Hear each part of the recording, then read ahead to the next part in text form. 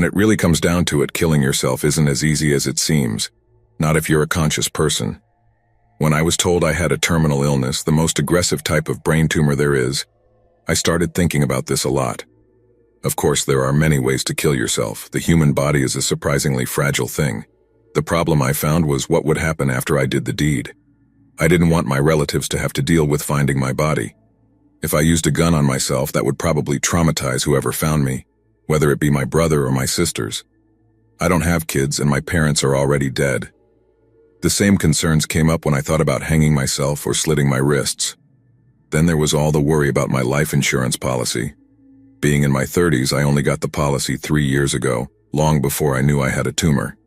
If you kill yourself within 5 years of getting the policy, your family gets nothing. Well, I don't have kids, but all 3 of my siblings do. And my life insurance policy could pay for a good chunk of all the kids' college tuition. If I had the time, I could wait 2 years and then end my life. But I don't have 2 years, I barely have 2 months. The tumor is growing, and things are going to get much worse for me if I don't end my life. I'll be in constant pain. I won't know the difference between reality and hallucinations, and I might become violent with anyone around me. Brain tumors do strange things to people, so I find myself stuck between a rock-sized tumor and a hard place. Sorry, a little dark humor for you, I can't help it sometimes. If I lived in a state that allowed physician-assisted death, I could legally ask a doctor to prescribe me drugs that would end my life. There are all kinds of legal hurdles to jump through, but my situation is precisely what those laws are for. In that case, there wouldn't be anything the insurance company could do. They'd have to pay. But I don't live in one of those 10 states, and I don't have the time to establish residency in one of them. You can't just travel to one of those states and get a doctor to help you die. It doesn't work that way, I checked. So the only way for the insurance company to pay is to let the tumor kill me. But as I said, that would be bad for me and potentially bad for someone else. There's no way to know what I'd do. I can't take that risk. But there is a solution I found. Apparently you can find people to kill you on the dark web. So that's what I did. Well, that's what I tried to do. Now, as I hear the sound of someone entering my house, I realize I made a mistake. You see, I went into a dark web chat room titled, "Kill Me Now," and posted an ad that I wanted someone to help me die. I probably should have been more specific and more careful when accessing the dark web, which I knew nothing about. Before I knew what was happening, I was being bombarded with phone calls on my personal phone. I was receiving emails at my personal address, which wasn't associated with my dark web account, or so I thought. There were dozens of people offering to kill me. Many of them said they'd do it for free, as long as they could record it. I had no idea there were so many people who just wanted to kill someone. I tried to tell these people that I'd made a mistake. I tried to tell them I didn't want a violent death. Some of them listened, but others clearly didn't. Others got angry and told me they knew where I lived and that they'd see me soon. At the time, I thought it was just talk, but now that I can hear someone entering my house in the middle of the night, I'm sure they're here to kill me. I live on the outskirts of a small town in Tennessee in what is essentially a 2-story cabin that sits on a decent piece of wooded land. I don't have neighbors close enough to hear the commotion. Dressed only in my light pajama pants and a t-shirt, I step to the window and look out into the front yard. I don't see anything, no vehicles or people. However, there's an awning on the driveway that prevents me from seeing if anyone is at the front door. I step over to the nightstand and grab my phone just as I hear the sound of the front door crashing open. "Oh, Mr. Radin," a man calls from downstairs. "Get ready to die." Obviously, if they know where I live, they know my name. Still, hearing it sends a cold shot of adrenaline through my system. Several heavy steps reverberate throughout the cabin. At least 3 people, maybe 4. Unlocking my phone, I send a message to 911 with my address and the word help. But I know how far away the nearest police station is. There's no way they'll get here in time. Suddenly, the whole place plunges into darkness. They found the breaker box and shut off the power. Stashing my phone in my pocket, I move toward the window, cursing myself for not having the one hunting rifle I own in my room. It's downstairs on a shelf above the fireplace. Heavy steps sound on the wooden stairs. "Make sure to get it on camera," one says. "I'm going to cut his head off," says another man before laughing maniacally. I throw open the window and swing one leg outside. There's a narrow awning outside the window just above the front door. I climb onto the rough shingles and start lowering myself down, looking back toward the window. Two men in baby masks burst into the room, one carrying a machete, the other a gun. They're dressed in black and wearing gloves, and both masks are of the same half-crying bald baby. I never would have thought a baby mask could be so damn creepy. They quickly see me out the window. The one with the gun lifts the weapon and fires just as I let go of the roof. I feel the bullet hit the roof just before my hands slip, and I drop to the ground, landing on my feet first and then rolling onto my back. The low sound of the gun makes me think it's a .22 caliber. I'm betting he just wants to slow me down with the small bullets before taking his time recording my death. As I stand up in the front yard, a third man runs out the front door with a large combat knife in his hand. He's also wearing a baby mask, but this one has a different expression. Its mouth is open in a grimace and its eyebrows are drawn together in a confused look. I see the man has a GoPro strapped to his chest as he rushes at me. I turn to run, but I feel the knife's blade slice through my t-shirt and into the skin of my back. I scream. The pain makes me move faster. My bare feet step on fallen pine cones, sharp sticks, and rocks. But it's nothing compared to the hot pain of the wound in my back. I can hear the guy chasing me a step or two behind as I run toward the old, crumbling animal barn from the early 20th century. I use the barn as a tool shed, storing my various tools there. It's about 100 feet from the newer cabin I live in. At some point, animals were fenced around the old barn, and there's still barbed wire lying on posts that surround the back of the structure.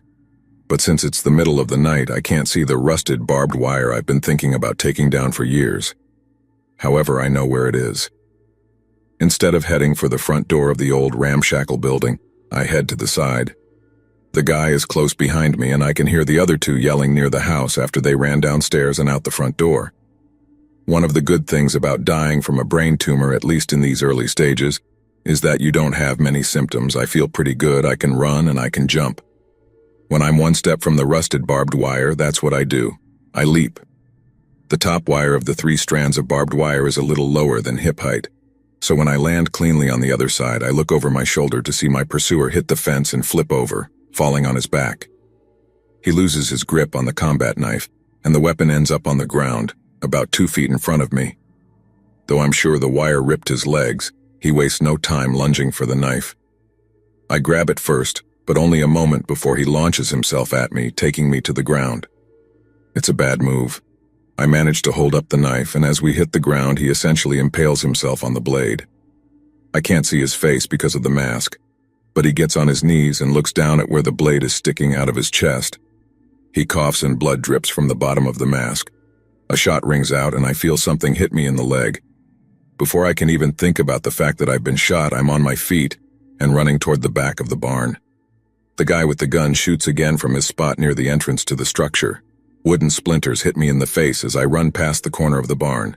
I go through the back door, nearly tripping over the wheelbarrow that's there, and dash toward the tool wall just as the front door bursts open and the guy with the machete charges at me. There isn't much light in the barn to see by, but I'm the kind of person who always keeps his tools in the same place. I reach out and grab a pair of pruning shears, like giant scissors, just as the man reaches me. He thrusts the machete at me just as I do the same with the shears. I feel the point of the tool jab into his chest, and with my hands on the 2 handles, I separate the blades while they're still inside him, turning the small wound into a large gash. The man screams and stumbles backward toward the front door. I'm still holding the shears, but I suddenly realize the man no longer has his weapon. When I look down at my abdomen, I see why. The machete is buried in my stomach. "Oh," I say, "son of a..." I lift my head quickly and see the guy with the gun standing in the front doorway. He's got the .22 caliber pointed at me.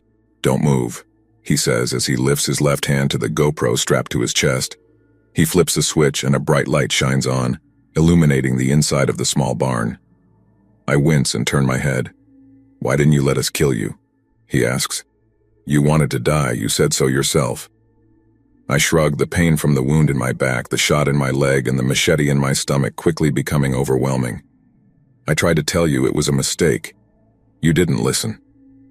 "Your mistake. I don't care anymore. You killed my friends, now I'm going to kill you slowly. Drop the shears." I look at the bloodied shears in my hand, closing them again as I lean forward slightly, as if I'm going to drop them. Just as the tip is about to touch the ground, I throw them at the guy. He fires the gun as he turns to deflect the tool. The shears bounce off his arm and fall harmlessly to the ground. But by the time he points the gun back at me, I'm only a few feet away and have pulled the machete from my stomach. As I bring the machete down, the guy steps back, firing the gun 3 times in quick succession. It's too late. I bury the machete in the middle of the creepy baby mask, the blade sinking into the forehead beneath. He stumbles back, wobbling and firing the gun wildly before falling. He twitches a bit before he stops moving for good. I realize that 2 of the 3 shots he fired as I ran toward him hit me. I walk out of the barn and look at the guy I impaled with the shears. He's lying face down nearby, not moving. I lean against the front of the barn and slide down into a sitting position. I've been shot 3 times, stabbed and slashed. It won't be long now. Sighing as I rest my head against the old barn, I smile. Maybe I haven't been completely honest with you. Maybe I knew what I was doing when I went on the dark web and accidentally told the wrong people I wanted to die. Maybe I wanted to go out with a bang, like an action hero in a movie, taking down some bad people in the process. And maybe, just maybe, I covered my digital tracks well enough that when the authorities investigate this whole mess, they'll think it was a home invasion gone wrong. My life insurance will pay out, and my nieces and nephews will be able to cover at least some of their college costs. So now you understand I have a reason to smile as life leaves me. After all, most people don't die the way they want to. Most people don't get their death wish. I consider myself lucky. It's a good death.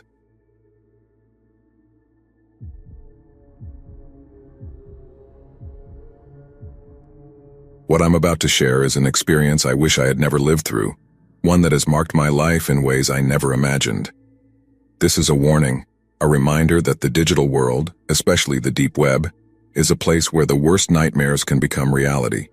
This story isn't about ghosts or supernatural monsters. It's about something much worse, what humans are capable of. It was a Saturday like any other, a day that started innocently and carelessly. My friends and I were at my apartment enjoying some beers and wasting time browsing the internet. The conversation was trivial. What we'd done during the week, plans for the weekend, and random topics that came up between laughs. Until one of my friends, the one who was always up to date on the latest technology and dark web trends, mentioned the deep web. Up until that moment, my knowledge of the deep web was limited. I knew the basics, that it was a dark place on the internet where you could find anything, from drugs to weapons and even more disturbing things. But I had never felt the need or curiosity to delve into that world. However, when my friends started talking about what could be found there, something inside me awakened. It wasn't so much the fascination with the forbidden, but the idea of exploring the unknown, of seeing with my own eyes what many only imagined. He told us about a service that had caught his attention, the possibility of hiring a contract girlfriend. According to him, it was some kind of macabre joke where you could pay for someone to pretend to be your partner for a day or a week. We laughed at the idea, imagining it must be a scam or a way to con lonely guys. However, the more I thought about it, the more curious I became. What kind of person would agree to something like that? And what would happen if I actually tried it? At first, my friends took it as a joke, but as the conversation went on and I started to consider the idea more seriously, the tone changed. What began as a fun chat among friends turned into a challenge. "You wouldn't dare," one of them said, laughing. "It would be the prank of the century," added another. And so, what initially was a ridiculous idea became a challenge I couldn't refuse. Driven by a mix of adrenaline and peer pressure, I decided to do it. My friend, the tech expert, helped me set everything up. He showed me how to use Tor, the tool for accessing the deep web, and how to browse it safely, or at least that's what we thought. He explained how to get a fake IP address and warned me about the dangers of disabling the censored mode of the hidden wiki, the gateway to the deep web. "If you're not doing anything illegal, you don't need Tails," he said, referring to additional software for staying anonymous. "But be careful, there are things you can't unsee." At first, the search was disappointing. Most of the links I found were inactive or were pages full of encrypted text that made no sense. But eventually, after a while, I found a site that offered what I was looking for: contract girlfriends. The page was simple, with a design that looked like it was straight out of the early days of the internet, as if it had been made in the 90s. There was only a form to fill out with basic questions: name, address, and how long I wanted to hire the girlfriend. The prices varied depending on the time and the extras you wanted to include. The cost for one day was $200 payable in Bitcoin, and according to the description, the girlfriend would arrive on Monday after the payment was made. Everything seemed so simple, so ridiculously easy that I almost laughed out loud. My plan was simple: hire the girlfriend, wait for her to arrive, see who showed up, and then tell the story to my friends. I imagined the worst that could happen would be that an adult film actress or some woman desperate for money would show up at my door. It would be something we could laugh about for years. Without thinking too much, I made the payment and filled out the form. I entered my address, selected the girlfriend for a day option, and clicked send. Within seconds, I received a confirmation email saying that my girlfriend would arrive on Monday.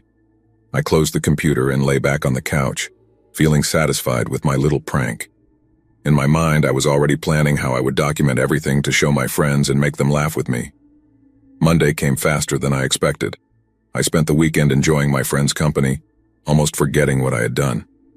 But when I woke up that Monday morning, I felt a knot in my stomach. It wasn't so much fear as anxiety, a feeling that something wasn't quite right. Still, I tried to ignore it, telling myself it was all part of the joke. As the day went on, my nervousness grew. I tried to distract myself by watching TV, browsing the internet, and taking care of normal everyday things, but the anxiety persisted. And every time I heard a noise in the hallway, my heart raced. Finally, at 3 in the afternoon, I heard a knock on the door. My heart skipped a beat. I sat on the couch for a moment, listening to the silence that followed the knock.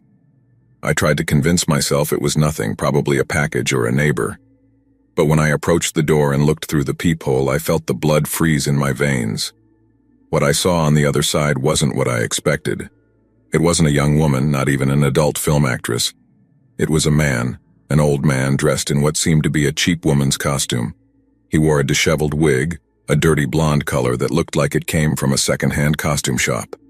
His face was covered in deep wrinkles, and his eyes, sunken and dark, had a disturbing, almost manic look. He wore a red dress that was too tight, highlighting his flabby, decrepit figure. For a moment, I was paralyzed, unable to process what I was seeing. Who was this man?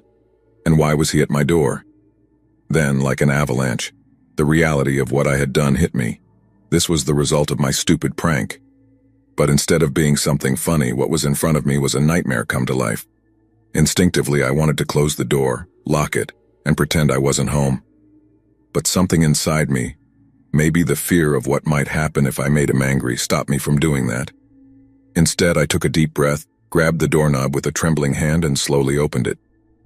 The old man smiled. It was a twisted, forced smile that revealed yellowed, rotting teeth. His breath smelled of stale tobacco and something else, something I couldn't identify, but that made my stomach churn. "Hello, darling," he said in a high-pitched, shaky voice, as if he were trying to imitate a woman's voice. "I'm your date for today." I didn't know what to say. I was completely in shock, unable to articulate a coherent response. All I could do was step aside and let him in. As he crossed the threshold, the atmosphere in the room changed. The air became heavy, filled with a tension that made every breath an effort. I knew something was very wrong, but I didn't know how to get out of the situation without making it worse. The old man dropped the act of pretending to be a woman almost immediately. His posture changed, adopting a more dominant, more threatening presence. His movements were slow and calculated, as if he were studying every corner of my house, assessing his options. As he walked around my living room, inspecting my belongings as if they were his, I knew I had made a terrible mistake, one that wasn't going to be easy to get out of.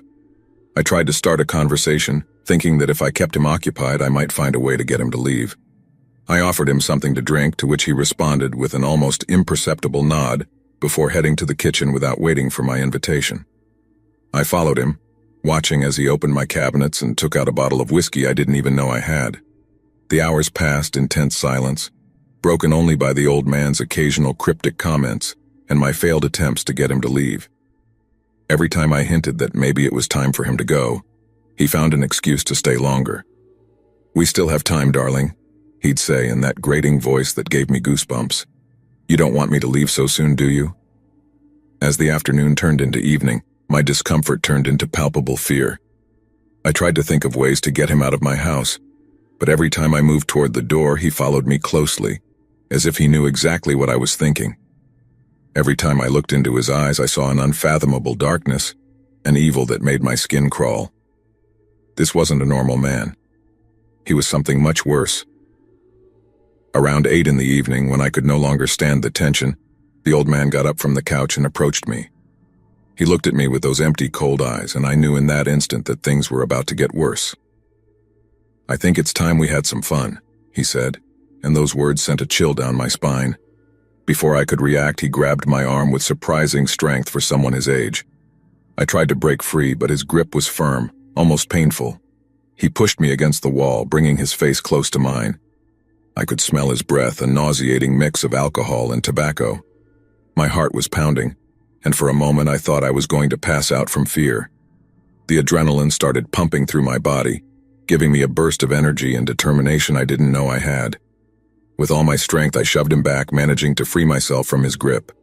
I ran toward the door, hoping to get out of the house, but before I could reach it, I felt a cold hand on my back, pulling me back. I fell to the floor and the old man lunged at me, trying to pin me down. I could feel his weight on my chest, making it hard to breathe.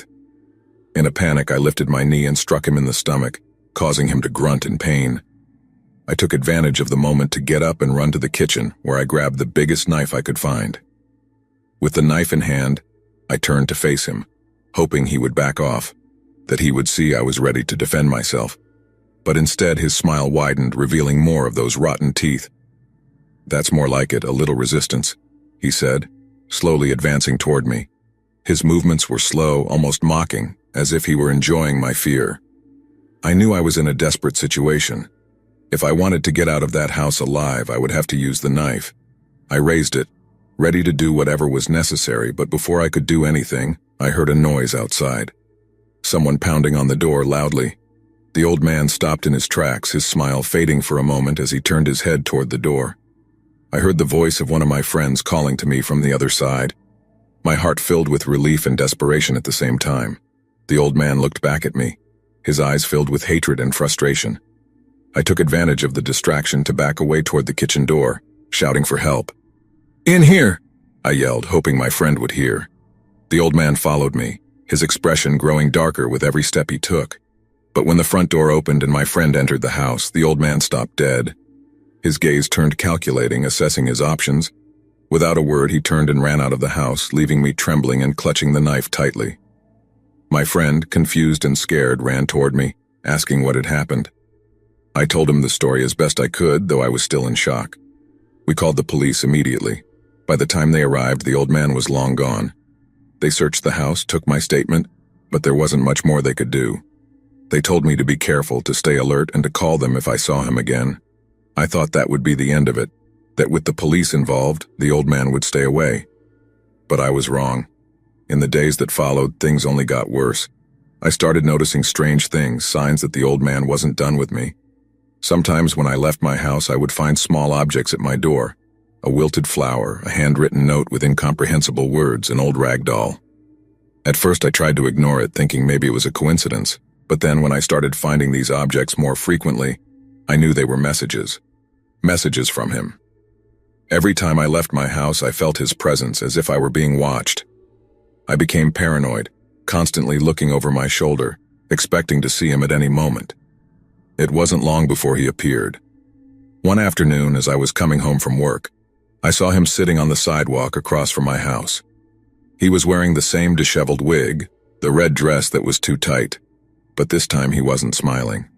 He was just staring at me with that same disturbing look in his eyes. I felt a knot in my stomach, as if something heavy had settled inside me, and I quickened my pace toward the door. He didn't try to approach me, but his presence was enough to terrify me. I tried calling the police again, but they told me the same thing as before. Without evidence that he was doing something illegal, there wasn't much they could do. They advised me to avoid him and to call them if he got too close. But the old man was smart. He knew how to stay within the law, always on the edge, always present, but never enough for them to arrest him. As the weeks turned into months, his harassment became more insidious. He didn't just show up at my house. I began to see him in other places. Near my job, at the grocery store, even outside my friends' houses. No matter where I went, I felt his presence like a shadow I couldn't shake. It got to the point where I couldn't take it anymore. The constant anxiety and fear started to affect my health, my work, my relationships. I stopped sleeping, expecting him to show up at any moment. I knew I couldn't keep living like this, that I had to do something to escape his harassment. Finally, I made the decision to move. I found a new place in a different city, far from where I used to live. I changed my phone number, erased my address from all the public records I could find, and tried to start over. I left everything behind, including friends and work, all in an attempt to escape the nightmare I had gotten myself into. So far, I haven't seen him again. But every time I hear a knock on the door or see someone sitting on the sidewalk, my heart races, fearing that he's back. I don't know if I'll ever be completely free of him, but at least for now I'm safe. This has been the price of a stupid joke, one I should never have attempted. If there's anything you can learn from my story, it's this. Don't mess with the deep web. You don't know what you're getting into or who you might attract. And sometimes what starts as an innocent joke can turn into a nightmare that's hard to wake up from.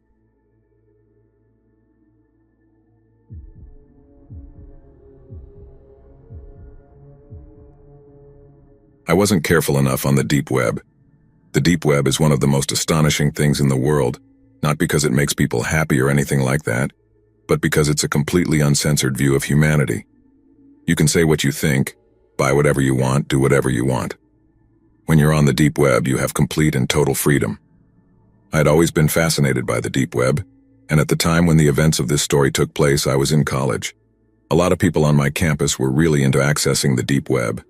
It was almost like a trend, with so many people getting into it that it seemed perfectly safe for me to give it a try. I mean, why not? I'd always heard horror stories about the deep web, tales of hacking, stumbling upon disgusting sites, and even people somehow finding your address. These stories were mostly what kept me away from the deep web, but with most of the people at my university using it regularly, I decided to give it a shot. I asked a friend to come over and help me set it up. When my friend arrived, we opened my laptop and started setting everything up. He told me we were going to use Tor, a program that lets you access the deep web. He also asked if I planned to do anything illegal, to which I replied no. He said that since I wasn't, we didn't need to install Tails, which apparently is software that makes it safer if you plan on doing illegal things. A little later, everything was set up. I had my new IP address, and my friend gave me a brief rundown of what I should and shouldn't do. He made it very clear that when using the hidden wiki, I should keep it in censored mode so that I was less likely to see something I didn't want to see. After about 2 weeks of using the deep web, I felt like a pro. I had accessed many different sites, talked to some cool people, made friends. I became arrogant and was ready to delve deeper into the dark web. I turned off censored mode on the hidden wiki and started browsing the links. It took a while, mainly because Tor is a bit slow and many of the links only led to inactive web pages. Eventually, I stumbled upon a chat room called All the Gore.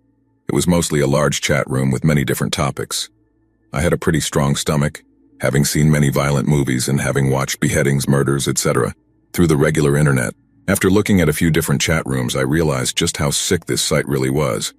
The people in this chat room were actual killers, bragging about some of the things they'd done. You could also post pictures in the chat room. A man with the name Culture045 was taking the spotlight in one of the chat rooms. He was explaining in detail how he had broken into someone's house, kidnapped a little girl, and brutally murdered her parents by hiding under their bed and then slitting their throats. He then explained how he took the girl to his house and cut her into pieces. At first, I didn't think he was telling the truth, but then he posted pictures. They were the most horrific photos I'd ever seen in my life. The recent ones were of the girl tied to a chair, bleeding, crying, vomiting, etc. Then he showed a picture of himself with a drill. The scariest part of it was that while he was doing this, he was looking at the camera with pure joy on his face. I had seen enough and wrote in the chat room window, "You're all sick and deserve to die. How can you sleep at night?" Immediately, people started mocking me, saying I was as helpless and ignorant as the girl in the pictures, and that I should get out of the adult part of the internet. They began calling me a wimp and an empath when Culture wrote something in the chat box. He said, "Really? Where do you live, friend? I'm sure everyone would love to see you on this site." I think I made the biggest mistake of my life and wrote, "I'm calling the police and I'm going to have this damn site shut down." Less than a minute later, everything on the site went black and a new chat box in green appeared. In it, someone named Admin1 wrote in the box, Call the police and you'll regret it. I didn't write anything in the box and reached for my phone. What happened next haunts me to this day. My phone showed that I had a new message. I opened it and it said, "Call the police and you're dead." There was no number. It didn't even say unknown number. It was just blank. I looked back at my laptop and saw that the webcam light was on. I quickly covered it, but I saw on the screen a picture of me looking at my phone. My eyes widened, and I froze for a moment when the admin wrote again, "Put the phone down right now and uncover your webcam." I put down the phone but kept the webcam covered. Then he wrote again, "All right then, be that way." Right after that, he posted my full name and address in the chat box and wrote, "It would be a shame if you or your college friends disappeared, right?" he said. So I did what he asked and uncovered my webcam. He then told me to follow his instructions on how to make it impossible for me to access the site again. I followed each one. When I was done, I got a text message that said, "Now don't try to come back ever again." Like before, it had no number. Even so, I called the police from my friend's phone, but they could never find the site. If you ever go into the deep web, never explore mindlessly, especially if you don't have additional software to keep you safer. I was a stupid college student and can only hope no one makes the same mistakes I did. I moved to a new house and changed all my information, but I still have nightmares to this day. I was visibly shaken by what had happened. The police tried to trace the website, but since there was no way to recover my history, and I had found the sick site simply by clicking randomly on links, it seemed quite difficult to find. The police told me to change all my personal information and move in with a friend. After changing pretty much all my information, I decided to move in with my friend David. David was an extremely hardworking and honest person. He never partied, drank, or did drugs. He was very focused on finishing college. In fact, he was one of the few guys I knew at the time who wasn't regularly going on the deep web. I had told him everything about my experience with the deep web, and that was mainly the reason he agreed to let me stay with him. One night we were both studying late when my phone beeped. I looked to see who had sent me a message and saw that the sender had no number, just like last time. It said, "Check your computer." There was nothing else, just a simple instruction. I opened my laptop, and when I did, I noticed I had no control of the mouse. I tried to move it, but the mouse was moving on its own. Someone had remote access to my computer somehow. I'd never given remote access to anyone before. I tried a bunch of keyboard commands, but none of them worked. I noticed whoever had control of my laptop was downloading software, most likely malware, but there was nothing I could do. My phone beeped again, and this time the message said, "Look out the window." I was sitting right next to the window. I didn't know which window the guy meant, so I looked out the one next to me and saw a man in the parking lot leaning against a white van. He had a phone in his hand, and when I looked at him, he nodded his head. My phone beeped again. Type and hold Shift, Alt, and F5 at the same time to activate the software. I called David into my room to show him what was happening. He looked as nervous as I was. We didn't want to make him angry. David called the police immediately and told me they'd be here soon. I didn't activate the software and just sat there. Eventually, I got another message. "I'm going to come in if you don't do it right now." I don't know why he or the person in control of my computer couldn't do it themselves, but I didn't dare ask. At the same time, I was 99% sure this program had malware or spyware or something that was very harmful to my computer, so I refused to activate it. David grabbed a baseball bat in case the man outside tried to break in. About 5 minutes later, we heard the doorknob turning. It was locked, but then we heard pounding on the door. We both freaked out and looked out the window again. Of course, the man and the van were gone. The pounding on the door grew more and more violent until eventually, we heard a horrible scratching sound. It lasted a few minutes, and then we heard footsteps moving down the hallway and eventually fading away. I got another message. "We'll be back." That really freaked me out. When the police arrived, they told me to look at my door. I followed them back into the hallway and saw my name carved into our door. The police began investigating the entire building and brought in a tech officer who came to check my computer. He started running scans and investigating the strange software on my laptop. Eventually, he managed to shut it down and delete it, telling me my laptop was not safe. He said the main files had been hacked or corrupted. The next day, I had just gotten home from school and was really tired. David wasn't home yet, so I went to my room and lay down on the bed. I had just closed my eyes when I heard a rattling sound in my closet. I lifted my head and didn't hear it again, so I went back to sleep. After a few minutes, the closet door flew open. I jumped out of bed and saw a man with a mask walking toward me. I ran for the door and slammed it shut behind me. I ran to the parking lot, started my car and drove away as fast as I could. When the police arrived, of course, the man was gone. Surprisingly, the apartment hadn't been trashed or anything. We didn't even find anything stolen. At first, it didn't seem like he did anything. That night, 2 police officers were watching everyone who came in or out of the building to catch the guy. I opened my laptop and noticed my wallpaper had changed. Before, it was just a bunch of trees, but it had been changed to a disgusting photo of a man wearing a mask. The same mask I saw on the man in my closet stabbing a man in what looked like a small cabin. I also noticed all my applications and programs were gone, and I saw the same software from before right in the middle. I clicked on it and it had already been installed. Just like before, it filled the whole screen with what looked like a live stream. I couldn't exit, and the live stream was coming from a boy's house. He looked to be about 13 or 14 years old and was on his computer. It didn't take long for me to realize I was watching through his webcam and that he had no idea.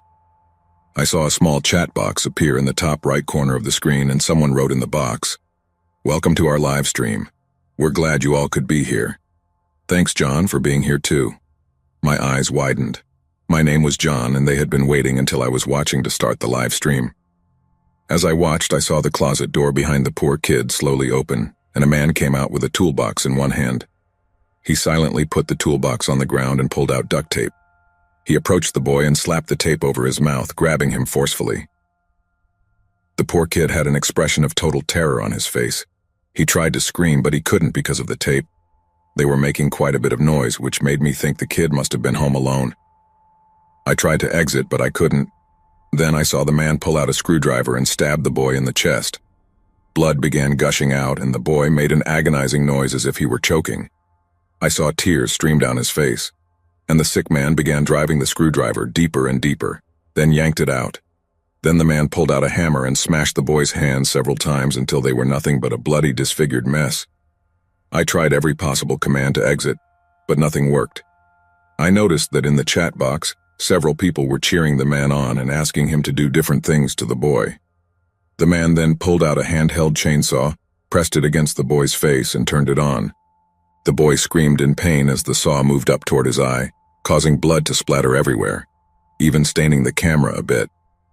I started crying and I couldn't stop. Then the man took the screwdriver, gouged out the boy's eyes, and pulled out a large knife. He proceeded to slit the boy's throat and threw him to the ground. I was sick. I vomited all over the floor, and when I looked back, I saw people in the chat box writing horrible things like "fap, fap, fap," or "oh God, that was amazing, thanks for doing this," etc. In the chat, I saw someone named Culture045 write, "Thanks for watching, John." After that, the program closed itself, and I was left with the disgusting wallpaper. I was sweating, breathing heavily, and feeling sick. The whole time I hadn't realized my phone had been ringing several times. I looked at it and saw the most hateful, cruel messages from my friends and family. I asked my mom what was wrong, and she replied that they had sent that sick and disturbing live stream to all my contacts, and it looked like it had come from me. "John, I can't believe who you are," my mom texted me. I called the police. John, I felt even sicker than before. Those monsters had sent the live stream to all my friends somehow and made it look like it came from me.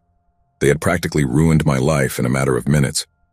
When the police arrived, I told them everything that had happened, and they quickly managed to explain to all my friends and family what had really happened. They took the search for these people very seriously, and about a month later, they arrested 4 men. One was Culture045, another was Admin1, and the other 2 were working with them. The site was found and shut down as well, and I bought myself a new laptop and phone. I could insert some cliché horror phrase here and say something like I kept getting texts or kept hearing strange things since then, but none of that has happened. They were arrested and I never heard anything else. It's good to know that those men are in jail or maybe even dead, but what scares me is that all the other people who watched the live stream for their pleasure are still out there, and there are probably thousands of other Culture045s around the world. If you ever go into the deep web, make sure to be as careful as possible.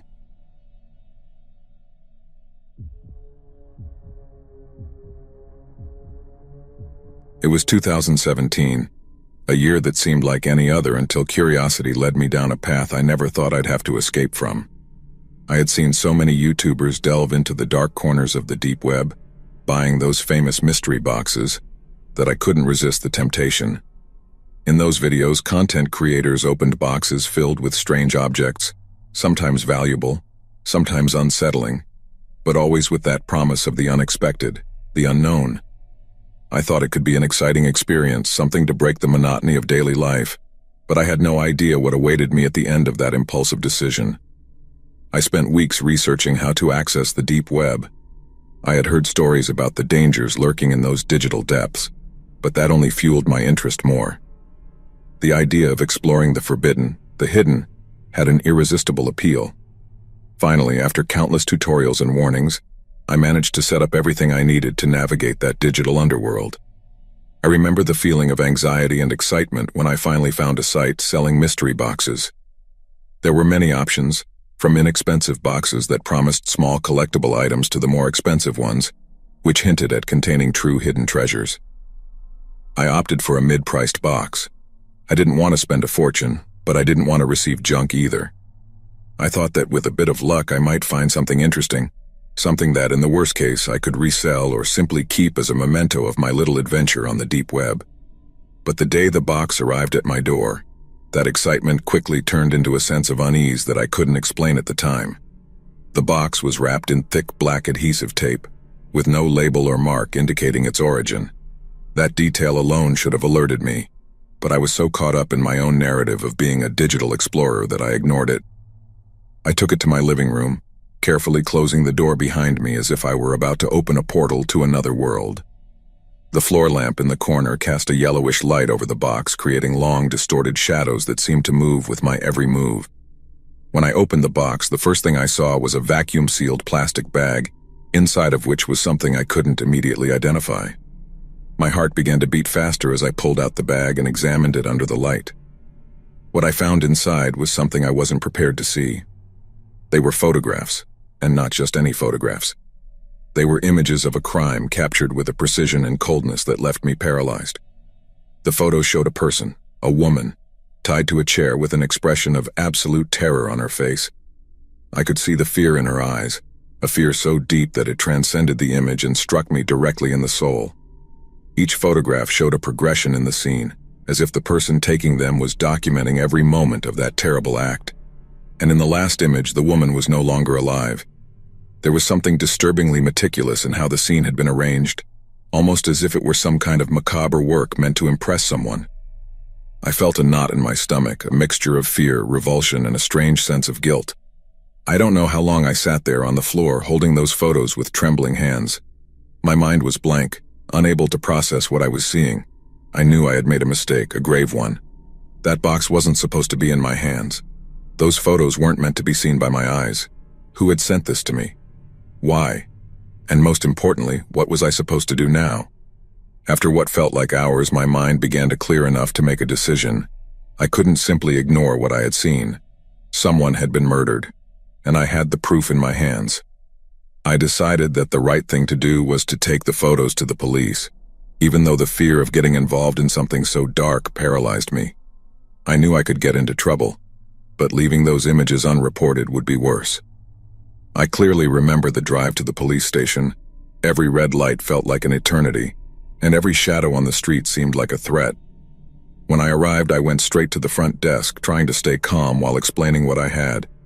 The officer on duty looked at me with a mix of disbelief and concern. He had me wait while he called other officers, and within minutes, I found myself sitting in a small interrogation room with the photos in front of me and a series of increasingly intense questions being asked.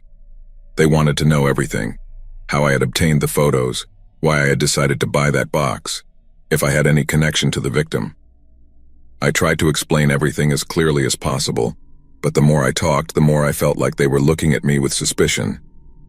I knew my story sounded improbable, and I realized that I had set off a chain of events that I could no longer control. After hours of interrogation, they finally let me go, but not without warning me that I might be in danger. Change all your passwords, check your devices for possible hacks, and don't do something like this again, one of the officers told me before they allowed me to leave. It was good advice, but I was more worried about something else. There was a feeling in the air, something telling me that this wasn't over, that what I had done by opening that box would have consequences. The first few days after my visit to the police were relatively calm, but not for long. A week later, I started receiving emails from unknown addresses. At first, the messages were brief, just a few words that seemed like warnings. But as the days passed, the emails became more explicit, more threatening. "We know who you are. We know what you did. Stop talking or you'll regret it." Those words drilled into my brain, making me question every decision I had made up to that point. Then came the text messages. They not only had my email address, but also my phone number. The threats intensified. They were no longer just vague warnings, they were now promises of violence. "We're closer than you think. We're watching you." Every time I received one of those messages, my heart raced and a sense of paranoia settled in my mind. Who were these people? How had they gotten my information? And most importantly, what were they going to do to me? One night, close to midnight, my intercom buzzed. The sound was insistent, as if someone were desperate to get in. I looked out the window but didn't see anyone. At first I thought it was a mistake, perhaps someone had pressed the wrong button, but then it buzzed again, this time more insistently. A cold sweat ran down my body and a primal instinct told me not to answer. I turned off all the lights and stood still in the darkness, waiting for whoever was there to leave. Eventually the sound stopped, but I couldn't sleep all night, fearing someone was lurking in the shadows. The following days were pure hell. Every time I left my apartment, I felt like someone was watching me. My paranoia grew with every step I took. Then one day I found something in my mailbox that confirmed my worst fears. A series of photographs, all of me, taken at different moments and places. There were images of me entering and leaving my building, walking down the street, shopping at the supermarket. Someone was watching me. Someone knew exactly where I was at all times. The situation worsened when I started receiving calls where all I could hear was heavy breathing on the other end. The first time it happened, I hung up immediately, but the calls continued. I knew it was a warning, a way of telling me that I couldn't escape, that wherever I was, there would always be someone watching me. One night, while trying to sleep, I heard a noise at my apartment door. At first, I thought it was my imagination, but then I heard the metallic sound of the lock being manipulated. Someone was trying to break in. I jumped out of bed and ran to the door, pressing my weight against it while shouting for them to leave. The noise stopped, but when I looked through the peephole, I saw clear marks of an attempt to force the lock. I knew I couldn't stay there. I was in real danger, and it was only a matter of time before they managed to get in. Desperation took hold of me. I knew that if I stayed, it was only a matter of time before they got in and did the same to me as they had to the person in the photos. I couldn't let that happen. It felt like an invisible net was slowly closing around me, and every move I made seemed to bring me closer to a deadly trap. I was caught in a game I didn't fully understand, a game that had started when I opened that damn box. I spent that night awake, my mind in a whirlwind of dark thoughts. Fear had become a constant companion, a shadow that followed me everywhere. At some point in the early morning, I made a decision. I had to disappear. There was no other option. If I wanted to survive, I had to leave everything behind and start over somewhere no one knew me, where I could rebuild my life away from that nightmare. At dawn, I began making preparations. I sold my belongings, the little I had that was worth anything, and destroyed everything that could be traced. My cell phone, my computer, my social media accounts, everything. I threw the devices into a dumpster miles from my apartment, making sure there was no trace of my digital existence. It felt like every step I took was like cutting a tie that bound me to my previous life. I bought a plane ticket with the little money I had managed to gather. A one-way ticket to a distant country, a place where no one knew my name, where I could disappear into the crowd and leave behind those who had been stalking me.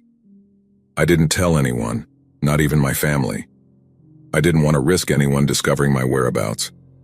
In those final days before leaving, I lived like a ghost, moving silently, avoiding any human contact, with the constant feeling that someone was following me. The day of my departure was surreal. I said goodbye to my apartment without looking back, leaving the keys inside and closing the door with a forced calm. At the airport, every furtive glance seemed like a threat, every passenger a possible connection to those who had been stalking me. When I finally boarded the plane and it took off, I felt a wave of relief mixed with a latent fear that wouldn't let me breathe easily. I knew this was just the beginning of a new life, but I was also aware that the past could catch up with me at any moment. My new destination was an unknown place, a country about which I knew little more than the language and some basic customs. Upon arrival, I headed to a small town far from the capital, a quiet and remote place where I hoped to rebuild my life without being found. It wasn't easy to adapt. Every unexpected sound, every phone call made me jump, reminding me that my past might still be following me. I tried to find work, keep a low profile, and avoid making friends or forming deep connections. I knew that loneliness was my only protection, but over time, that same loneliness began to erode my sanity.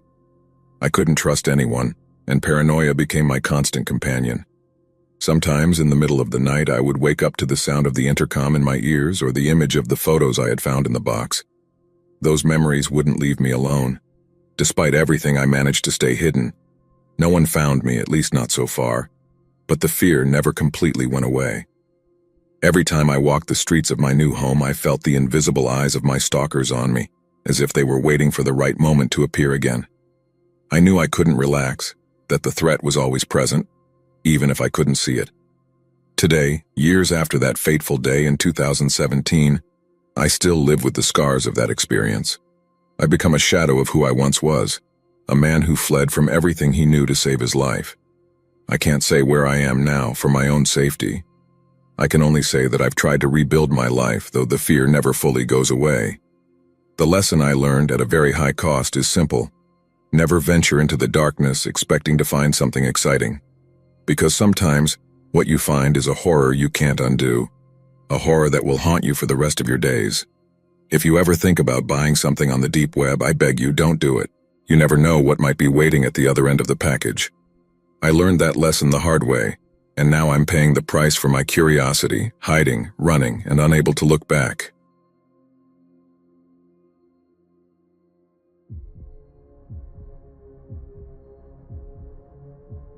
I don't know if you've ever felt that temptation, that irresistible urge to make a decision that deep down you know is wrong, but you do it anyway because the reward seems too good to pass up. That's how my story began, one I wish I had never lived. It was 2016, a year like any other, until I received an offer that seemed like the answer to all my financial problems. It all started in the most innocent way, with a proposal I found in one of those dark corners of the deep web. Yes, I know, it's a place most people would avoid, but for me, at that moment, it was an opportunity I couldn't ignore. Money was scarce, debts were growing like weeds, and when I saw that offer promising a considerable amount for something as simple as taking photos, I didn't think twice. Accessing the deep web had already been a nerve-wracking process. I'd heard so many horror stories about what one might find there, but I also knew that in those same places, others had found quick solutions to their problems. So with more curiosity than caution, I plunged into that hidden digital world. It was there that I found the offer. You just need to take some photos. Immediate payment, no questions. It was a straightforward proposition without details, and while any reasonable person would have seen the red flags, I only saw the possibility of easing the burden I was carrying. The first assignment arrived just a day after I accepted. They asked me to take photos of urban landscapes, streets, parks, and some specific points of interest. At first, it seemed like an almost ridiculously simple job. I just grabbed my camera and went for a walk around the city, capturing images of places that, until that moment, had seemed completely ordinary to me. There was nothing strange about what they were asking for, not even in the details of the requested photos. So I did my part, sent the images, and to my surprise, the payment arrived in less than an hour. It was as if everything was perfectly orchestrated. Days went by, and the assignments kept coming. Each one was as simple as the last, and each time the money flowed into my account like clockwork. I started to get used to the routine. Wake up, check the new requests, go out to take the photos, and send the material. Sometimes they asked for images of crowded squares, other times of deserted streets at certain times of the day, or of parks at different moments. It was like an urban exploration game, and I found myself enjoying this new facet of my life, feeling that I finally had control over my finances. However, over time, the requests started to change. What began as a simple job of photographing landscapes and public places soon turned into something much more sinister. The assignments became more specific, more uncomfortable. They started asking me to take photos of people. At first it was groups of people, everyday scenes where people went unnoticed. But then the assignments began to focus on individuals, particularly women and children. That was when I began to feel a sense of unease, a voice in the back of my mind telling me I needed to stop. I clearly remember the day I received a different assignment. They asked me to take photos of a particular woman described with precise details: her height, her hair color, the clothes she was wearing. Something about that request turned my stomach. It was no longer about capturing the beauty of a landscape or the serenity of a square, but about following someone, capturing their life without them knowing it. That was when I decided I had gone too far. I refused to do the job and sent a message explaining that I couldn't continue. But my refusal wasn't well received. Just hours later, the threats began. First, they came in the form of emails detailing personal information about me that only someone who was watching me could know. They knew where I lived, my wife's name, the school my children attended. It was as if an invisible hand had been taking notes on my life from day one. The next thing I received was a photo of my house, taken from an angle that only someone who was outside at that moment could have captured. I felt my world shaking. The fear I felt at that moment is indescribable. Knowing that someone was watching my every move, that they knew every detail of my life, was like a shadow looming over me. I tried to cut off all contact, to stop responding to the messages, but that only made things worse. The threats intensified. They sent me a photo of my youngest son playing in the yard, and at that moment I knew I had no choice but to continue with what they were asking. The next request was worse than the previous ones. They wanted me to go to a specific park at a certain time and take photos of a particular girl. They didn't give me any more details, just a vague description. My heart raced as I read the assignment, knowing I couldn't refuse. The images of my family they had sent me were a clear warning of what they could do if I didn't comply. Fear consumed me, but the instinct to protect my family was stronger. When I arrived at the park, it felt as if I was entering a cursed place. Everything seemed normal, but inside I knew nothing would ever be the same. I searched for the girl, following the description they had given me, and when I saw her, the world stopped. She was a little girl, no more than 6 years old, with a radiant smile as she played on the swing. My camera felt heavy in my hands, as if it knew the weight of what I was about to do. Still, I began taking the photos, one after another, as guilt consumed me. Each click was like a dagger sinking deeper and deeper into my conscience. That night, I couldn't sleep. I stayed awake, replaying every detail, every decision that had led me to that point. I knew I had crossed a line from which there was no return, and the remorse was crushing me. I tried to console myself by thinking that maybe it would all end there, that they only wanted the photos for some reason I didn't understand. But reality didn't take long to hit me. 2 months later, I saw the news in the local newspaper. Girl missing in Central Park. I didn't need to read more to know it was the same girl I had photographed. I felt the ground crumble beneath my feet. A sense of panic took hold of me. I tried to convince myself that it wasn't my fault, that I had no control over what had happened, but I couldn't. I knew that in some way, I had been an accomplice to something terrible. I decided to do something, whatever it took, to try to make amends for my mistake. Anonymously, I sent the photos I had taken to the police, hoping that would help find her. But time passed, and the girl never reappeared. The authorities couldn't trace her whereabouts, and each passing day dragged me deeper into the abyss of guilt. I couldn't look at my wife. I couldn't look at my children, knowing what I had done, knowing that I had put an innocent child's life in danger. Paranoia took over me. I began to see threats everywhere. Every time I left the house, I felt like someone was following me, watching me from a distance. I could no longer live in the same city, knowing that those who had hired me might still be watching me. I couldn't bear the thought that one day they might show up at my door, or worse yet, at my children's school. I made a drastic decision. We had to move. I didn't tell my family the real reason. I just told them I had found a better job opportunity in another city, and that it would be best for all of us. We moved far away, to a place where no one knew us. I destroyed all my electronic devices, changed our online identities, and erased any trace that could lead someone to us. But the fear didn't go away. Every time I saw someone with a camera, every time I noticed a stranger who seemed to be watching us, I felt like my past had caught up with me again.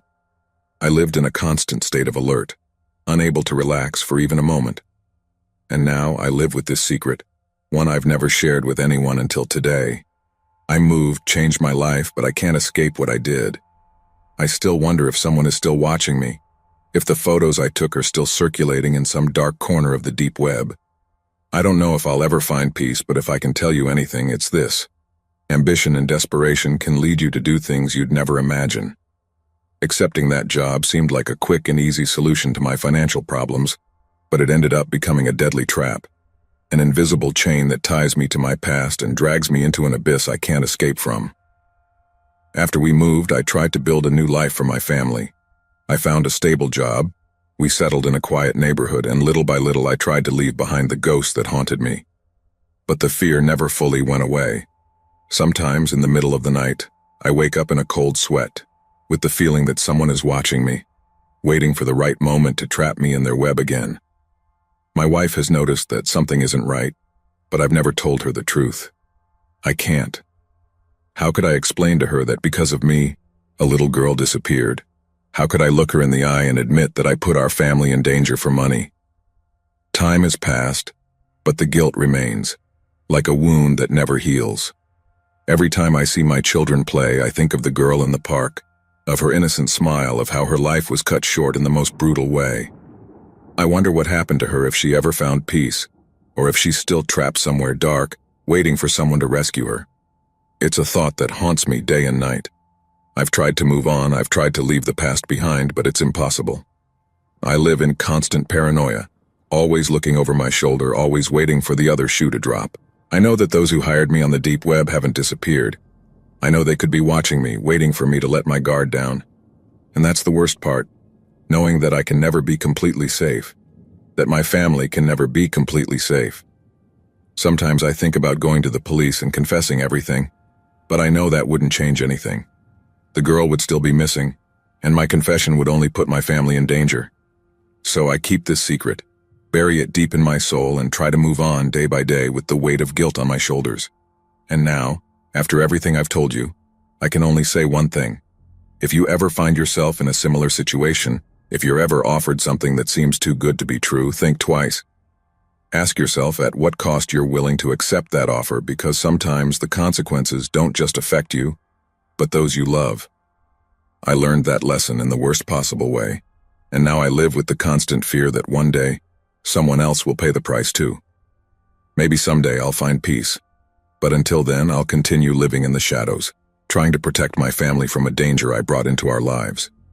It's a high price, but it's the only one I can pay. And now that secret is no longer just mine, it's yours too. Guard it well, because in this world, there are things better left unknown, jobs better left unaccepted, and decisions that, once made, can't be undone.